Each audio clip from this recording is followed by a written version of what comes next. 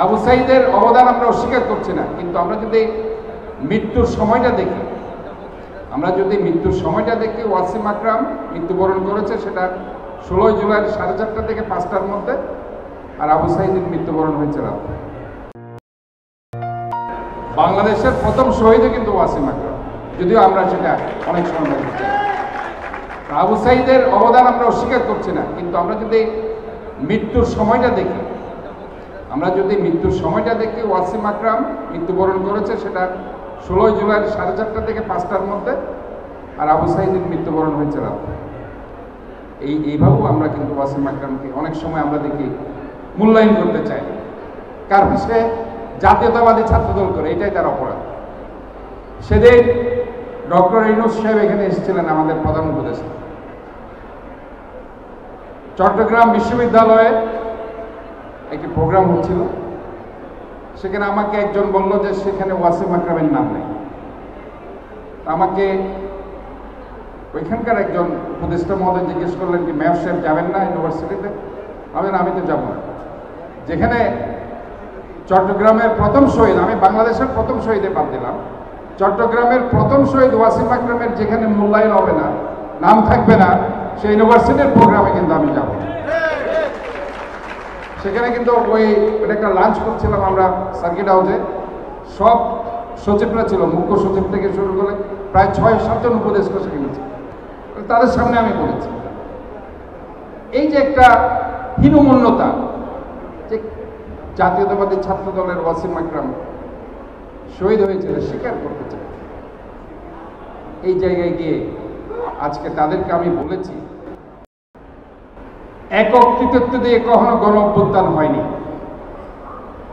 সবার সম্মিলিত প্রয়াসে বরঞ্চ আমরা দেখেছি এই আন্দোলনের প্রথম থেকেই আমাদের দেশনায়ক তারেক রহমান বলিষ্ঠ ভূমিকা রেখেছে। উনি সবসময় লন্ডন থেকে বক্তব্য রেখেছে এই আন্দোলনের পক্ষে। এই যে আজকে আমির কুসুম মাহমুদ চৌধুরী 28 অগাস্টের পরে আপনারা দেখেছেন বাসা থেকে কিভাবে ওরা গ্রেপ্তার করছে। উনি কি জমির জন্য গ্রেপ্তার হয়েছিল? ওনার কি ওনার পার্সোনাল কোনো ইস্যুর জন্য গ্রেপ্তার হয়েছিল? বাংলাদেশের মানুষের কথা বলতে গিয়ে অ্যারেস্ট হয়েছে। আমরা যে জেলে ছিলাম, আমরা কি আমাদের ব্যক্তিগত কোনো জমি জমার জন্য আমরা অ্যারেস্ট হয়েছি? আমাদের নেতাকর্মীরা যারা বছরের পর বছর জেলে ছিল, তারা কোনো নিজের জন্য অ্যারেস্ট হয়নি। তারা বাংলাদেশের মানুষের কথা বলতে গিয়ে, বাংলাদেশের মানুষের মৌলিক অধিকার, গণতান্ত্রিক অধিকার রক্ষা করার জন্য তাদের কথা বলতে গিয়ে তারা জেল কেটেছে, নিষ্পেষণ নির্যাতনের শিকার হয়েছে। কাজে 37 দিনে কোনো আন্দোলনকে একটু হাইজ্যাক করতে পারে না। এই 37 দিনের আন্দোলন আমরা মনে করি 16 বছরের আমরা যে আন্দোলন সংগ্রাম করেছি তারই ফসল। এবং সেখানে ছাত্র দলের নেতাকর্মীরা ছিল, বিরোধী দলের নেতাকর্মীরা ছিল, শ্রমিক ছিল, ছাত্ররা ছিল, যুবকরা ছিল, নারীরা ছিল, মহিলারা ছিল, গৃহিণীরা ছিল, সবাই সেখানে এই যুদ্ধে অংশগ্রহণ করেছে।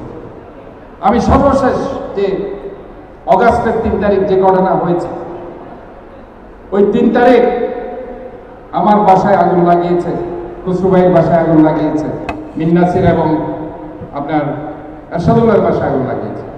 4 জনেই কিন্তু বিএনপির নেতা। তো অন্য কারো বাসায় তো আগুন লাগায়নি, কারণ তো শুনিনি আর কারো বাসায় আগুন লাগাবে। এবং সেখানে দেখা যাচ্ছে আমার প্রায় 12টা গাড়ি ভাঙচুর করেছে, 2টা গাড়ি জ্বালিয়ে দিয়েছে।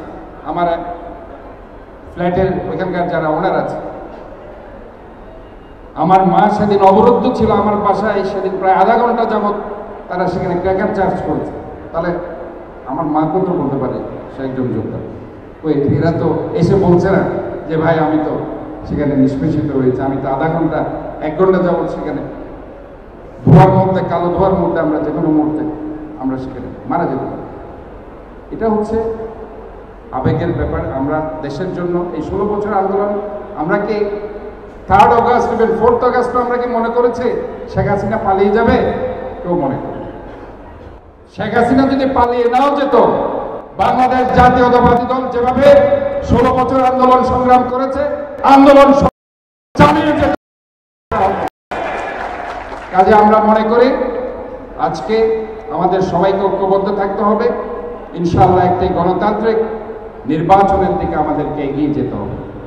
এই নির্বাচনের মধ্যে দিয়ে ইনশাল্লাহ আমরা মনে করি আমাদের আপসহীন দেশ নেত্রী, আপনারা জানেন যে 90-এর স্বৈরাচার বিরোধী আন্দোলনে 80 এই যে 81-তে শহীদ প্রেসিডেন্ট জিয়াউর রহমানের শহীদ হওয়ার পরে 82 সাল থেকে একজন গৃহবধূর রাজপথে এসে যেভাবে আপসহীন নেতৃত্ব দিয়ে 90-এর স্বৈরাচার বিরোধী আন্দোলন সফল করেছে, যেখানে আপনারা জানেন 86 সালে 88 সালে এই শেখ হাসিনা বারবার এই আন্দোলনের পিছনে ছুরিকাঘাত করেছিল, কিন্তু তারপরেও ওই সময় ছাত্র সংগ্রাম পরিষদের ইভেন আমরা যখন ওই সময় ছাত্র নেতা ছিলাম, আমরা সবাই মিলে, এখানে সাত্তার ভাই আছে, ছাত্র নেতারা সবাই মিলে সেদিন এই শেখ হাসিনার বিরুদ্ধে আমরা সেদিন ঐক্যবদ্ধ ছিলাম, এবং যার কারণে গিয়ে সেদিন শেখ হাসিনা এই ষড়যন্ত্র করতে পারেনি, এবং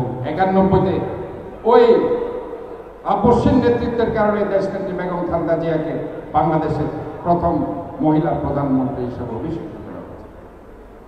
কাজে ঠিক একইভাবে আজকে আমরা সময়ের প্রেক্ষাপটে আমরা মনে করি দেশনায়ক তারেক রহমান যেভাবে নেতৃত্ব দিয়েছে গত 16টি বছর, ইনশাআল্লাহ আমরা যদি ঐক্যবদ্ধ থাকি আগামীতে যে নির্বাচন হবে ইনশাআল্লাহ সেই নির্বাচনে জাতীয়তাবাদী দল নিরঙ্কুশ আসন নিয়ে ক্ষমতায় আসবে ইনশাআল্লাহ। এতে কোনো ভয় পাওয়ার কিছু নেই। ষড়যন্ত্র থাকবে, এই ষড়যন্ত্র মোকাবেলা কিভাবে করতে হয় আমাদের জানা আছে। ইনশাআল্লাহ আগামীতে এই বাংলাদেশের মানুষকে নিয়ে আমরা একটি গণতান্ত্রিক, শোষণমুক্ত এবং দুর্নীতিমুক্ত একটি নতুন বাংলাদেশ দেশনায়ক তারেক রহমানের নেতৃত্বে এবং আমাদের আপসহীন দেশনেত্রী খালেদা জিয়ার নেতৃত্বে আমরা একটি